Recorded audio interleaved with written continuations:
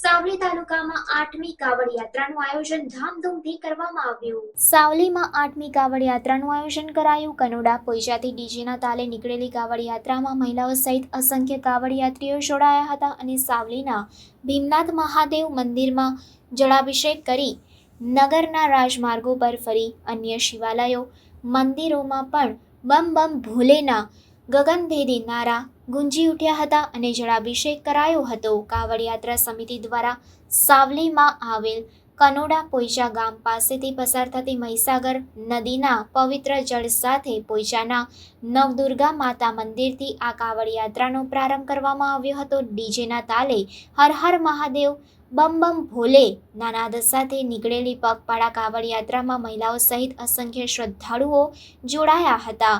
પ્રથમ સાવલીના સુપ્રસિદ્ધ ભીમનાથ મહાદેવ મંદિરે પહોંચી જળાભિષેક કરાયો હતો। સાવલીના 7 મહાદેવ મંદિરે આ કાવડ યાત્રા ફેરવવામાં આવી હતી। ભીમનાથ મહાદેવ મંદિરેથી દુધેશ્વર મહાદેવ મંદિરથી સિદ્ધનાથ મહાદેવ મંદિરથી કેદારેશ્વરનાથ મહાદેવ મંદિર ગોકુળેશ્વર રાધેશ્વર પાતાળેશ્વર મહાદેવથી નીલકંઠ મહાદેવ મંદિર કાવડ યાત્રાની પૂર્ણાહુતિ કરવામાં આવી, જે સાવલીના અલગ અલગ વિસ્તારોમાં ફરી હતી, જેમાં મોટી સંખ્યામાં નગરજનો જોડાયા હતા। કાવડ યાત્રા દર વર્ષની જેમ યોજાઈ રહી છે, ત્યારે તેમાં સાવલી ઉપરાંત અલગ અલગ ગામોમાંથી શ્રદ્ધાળુઓ જોડાયા હતા। અત્રે ઉલ્લેખનીય છે કે વિશ્વના કલ્યાણ હેતુ કાવડ યાત્રાનું આયોજન કરવામાં આવે છે। શિવનગરી સાવલીમાં શનિવારના દિવસે કાવડ યાત્રા નીકળતા સાવલી ગામ શિવમય બનવા પામ્યો હતો।